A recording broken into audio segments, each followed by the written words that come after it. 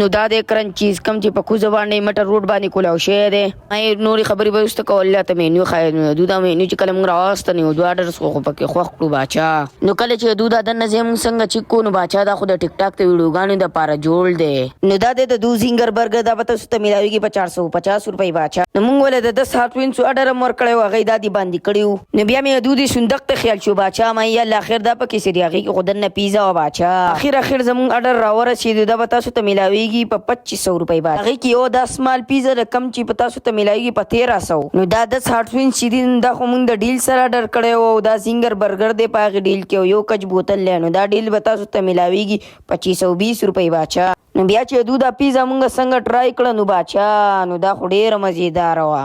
نو بیا یې پسې دوی دا هاټوینس ټرای کړو نو دا هاټوینس په ذایقې خو حد تمام کړی و باچا نو بیا مې خیال لړو دیو د زینګر برګر لا نو دا زینګر برګر چې کله ما ټرای کړو نو دا ډېر مزېدار و باچا